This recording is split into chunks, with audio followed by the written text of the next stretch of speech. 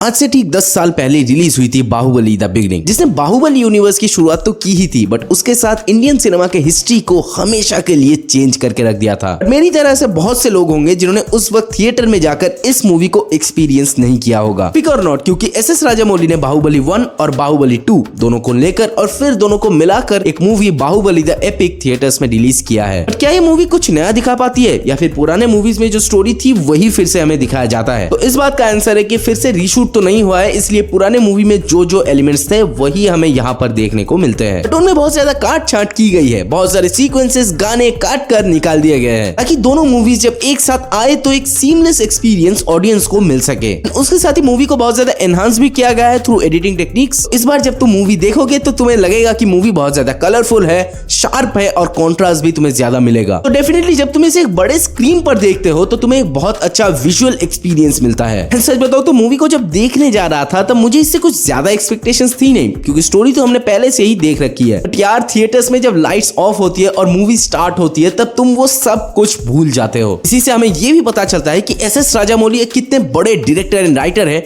जो एक ही कहानी को बार बार दिखाकर भी वही मजा वही एक्सपीरियंस हमें दिला सकते हैं। क्योंकि मेजॉरिटी लोगों ने मेरी ही तरह बाहुबली को थिएटर्स में एक्सपीरियंस ना कर मोबाइल स्क्रीन या कंप्यूटर लैपटॉप पर देखा है, तो जब तुम वो सीन्स, वो ग्रैंडियर, वो पैलेस, वो एक बड़े पर्दे पर देखते हो तो तुम्हें स्केल का भी अंदाजा मिलता है कि इन लोगों ने कितना मेहनत किया होगा सेट्स पर या फिर कितना खर्चा किया होगा। ऐसी मूवीज बनाने में मेहनत तो लगती है और उनको इतना सक्सेसफुली एग्जीक्यूट करना is not an easy job. मैंने इस मूवी को देखने जाने से पहले पुरानी बाहुबली की जो मूवीज थी उनको रीवॉच नहीं किया था, क्योंकि मुझे चाहिए था एक फ्रेश एक्सपीरियंस। एंड मैं तुम्हें भी सजेस्ट करूंगा कि इसे देखने से पहले बाहुबली की पुरानी मूवीज को फिर से रीवॉच मत करना। इसलिए इस मूवी में कितने एडिशनल सीन्स डाले गए होंगे या कौन कौन से सीन्स कट कर दिए होंगे उसका ज्यादा आइडिया तो मुझे नहीं है, कुछ कुछ तो समझ में आ रहे थे, जैसे कि प्रभास और तमन्ना की जो रोमांटिक स्टोरी थी, उनके जो गाने थे उनको ट्रिम आउट कर दिया गया है। इसके साथ तुम्हें राजामौली का वॉइस ओवर भी सुनने को मिलता है, जहां पर वो आगे की स्टोरीज तुम्हें नरेट कर देते हैं, तो वो वाली पार्ट्स भी तुम्हें देखने की जरूरत नहीं पड़ती। But despite all this streaming and all, movie की लेंथ लगभग 3.25 घंटे की है, तो लेटर हाफ में शायद कुछ जगहों पर तुम्हें वो लेंथ फील हो सकती है। बट मोस्टली टाइम का तो पता ही नहीं चला, क्योंकि जो इमोशनल और वॉर सीन्स थे उनको तो बहुत ज्यादा ग्लोरीफाई किया गया है। एंड जितना मुझे लगता है कि इमोशनल सीन्स में कुछ एडिशनल सीन्स भी ऐड किए गए हैं जिससे उन सीन्स का डेप्थ हमें फील हो। जैसे कि बाहुबली को मारते वक्त कटप्पा को इमोशनल टर्मोइल, फिर शिवगामी के पास जाकर उनका वो कहना, वो सीन्स इवन नाउ जाकर सीधा तुम्हारे दिल पे वार करती है भाई। एंड वॉर से याद आया, जो बैटल सीन्स थे उनको इतने बड़े स्केल पर देखना was a next level experience. Kalakeya की फाइट, बाहुबली और वल्लाल देव की fight, each of them were magnificent. And acting की बात करें तो हर एक की परफॉर्मेंस तुम्हें पता ही होगी कितनी टॉप नॉच है, बट दो लोगों की परफॉर्मेंस इस बार मुझे बहुत ज्यादा हिट किया, जिनमें से एक है रम्या कृष्णन एज राजमाता। जब कटप्पा उनको बाहुबली के डेथ का न्यूज देता है तो कैमरा को वो ऐसे सहलाती है, वो वाला मोमेंट क्या ही था भाई। इवन उनका एलिगेंस एंड ग्रेस एंड वो जो रानी वाली एक वाइब होती है वो उन्होंने परफेक्टली डिलीवर किया है। एंड अनुष्का शेट्टी एज देवसेना, वो जो बाहुबली के साथ उनका एक बैटल सीक्वेंस होता है, वो जो एक बू एंड एरो वाला फाइट सीक्वेंस होता है, वहां पर उनके एक्सप्रेशंस, इवन फाइनली जब उनको बंदी बनाकर ले जाया जाता है तब आंखों से वो जो एक्सप्रेशंस देती है, she is a great actress and उनको ऐसे ही मूवीज में देखने का मन करता है। And finally talking about India's biggest superstar,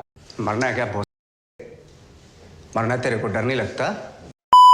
Prabhas ने तो भाई कमाल ही कर दिया था। इस मूवी के बाद से वो एक पैन इंडिया सुपरस्टार भी बन गए थे, बट अनफॉर्चुनेटली उसके बाद उनकी वैसी कुछ मूवीज हमें देखने को नहीं मिली। होपफुली स्पिरिट में हमें वो बाहुबली वाले पुराने प्रभास देखने को मिल जाए। भाई एक स्कैम हो गया मेरे साथ थिएटर्स में। मैंने एक्सपेक्ट किया था कि बाहुबली 3 जो एनिमेटेड फिल्म है उसकी टीजर हमें देखने को मिलेगी थिएटर्स में, पर वो देखने को मिली नहीं। इससे पहले उसकी जो लीक फुटेजेस थी वो तो ऑनलाइन में देखने को मिली थी, जो काफी अच्छी लग रही थी, पर थिएटर्स में उसका एक्सपीरियंस कुछ अलग ही होता। एंड एक्साइटमेंट और भी ज्यादा बढ़ जाती है क्योंकि उस मूवी को एनिमेट किया है आर्केन को, जिन्होंने एनिमेट किया था उन लोगों ने। तो भाई महावता नरसिम्हा के बाद जब हमारे इंडियन माइथोलॉजी और कल्चर के साथ इतनी बड़ी एनिमेशन स्टूडियो का नाम जुड़ जाता है तो हमें कैसा प्रोडक्ट देखने को मिल रहा है तुम्हें पता ही होगा। I am pretty excited for this one, क्योंकि बाहुबली द एपिक मूवी एक री रिलीज है तो इस बार इसको हम कोई रेटिंग वगैरह नहीं देंगे।